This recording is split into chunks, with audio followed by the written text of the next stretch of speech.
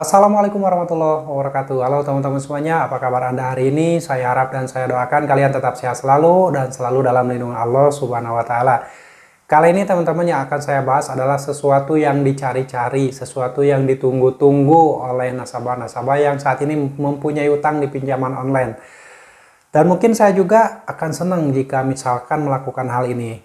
Dan apa yang akan saya bahas kali ini yaitu bagaimana caranya ketika kita mempunyai utang di pinjaman online bisa lunas tanpa bayar. Nah, ini pasti dicari-cari oleh orang-orang yang punya utang, terutama di pinjaman online. Bagaimana caranya lunas utang di pinjaman online tanpa bayar. Ini ada 3 cara yang bisa kita lakukan ketika kalian sudah terjerat utang di pinjaman online, sudah tidak mampu lagi membayarkannya, maka hal ini bisa kalian lakukan. Tapi sebelumnya ketika kalian mempunyai utang di pinjaman online itu, yang harus kalian lakukan adalah kondisikan mental kalian. Jangan sampai kalian memikirkan sesuatu yang belum tentu terjadi. Nah, dengan berpikiran tenang seperti itu, nanti secara perlahan-lahan kalian akan bisa melewati semua cobaan-cobaan, semua rintangan ketika kalian mempunyai utang di pinjaman online, tidak sanggup lagi membayarkannya, dan terpaksa gagal bayar. Nah, bagaimana caranya ketika kalian sudah gagal bayar dan ingin hutang di pinjaman online tersebut lunas tanpa bayar?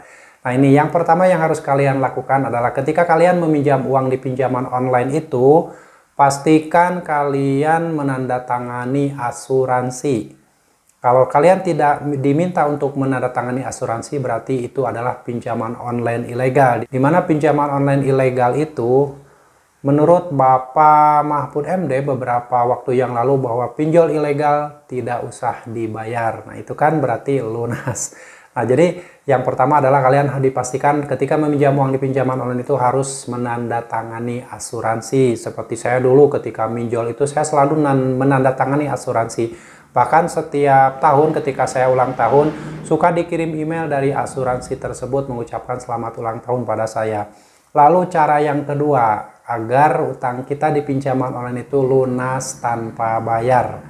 Nah, ketika kalian sudah mempunyai utang di pinjaman online, sudah telat bayar, sudah gagal bayar, pastikan ingin utangnya lunas tanpa bayar. Nah, bagaimana caranya? Ini mungkin saja, ini kemungkinan bisa saja terjadi. Utang kalian diauto lunaskan oleh perusahaan pinjol tersebut. Kenapa diauto lunaskan? Bisa saja untuk menjaga reputasi dari pinjaman online tersebut biar tidak tercatat di OJK bahwa pinjaman online-nya buruk. Mungkin nasabah-nasabah yang mempunyai telat bayar di pinjaman online tersebut akan diauto lunaskan untuk menjaga reputasi dari pinjol tersebut, agar para investor tidak kabur. Karena kalau reputasi dari pinjol tersebut buruk dan banyak nasabah yang gagal bayar, mungkin saja si investor yang suka menanam saham di situ akan perlahan-lahan kabur dengan sendirinya. Makanya perusahaan pinjol bisa saja mengautolunaskan nasabah-nasabah yang sudah telat bayar, bahkan gagal bayar sampai puluhan tahun, itu bisa saja diautolunaskan. Jadi yang terpenting buat kalian yang punya utang di pinjaman online ingin autolunas oleh pinjolnya, makanya yang harus kalian lakukan adalah kuatkan mental saja. Masa bodoh mau gimana juga, tahan malu. Pokoknya semuanya kalian harus kuatkan mental. Lebih baik kalian malu sesaat daripada hancur selamanya. Lalu yang ketiga, agar hutang di pinjaman online kalian itu lunas tanpa harus bayar, tentunya kalian harus segera meminta pertolongan sama Allah agar diberi solusi terbaik dan diberi jalan terbaik agar hutang-hutang kalian dilunaskan oleh Allah Subhanahu wa Ta'ala, yaitu dengan cara memperbaiki ibadah kalian, bersolawat pada Allah Subhanahu wa Ta'ala, selalu berzikir, selalu beristighfar, dan selalu beribadah semaksimal mungkin, dan meminta pertolongan sama Allah agar hutang kalian bisa diautolunaskan tanpa harus membayar. Tidak ada yang mungkin kalau kita sudah meminta pertolongan sama Allah.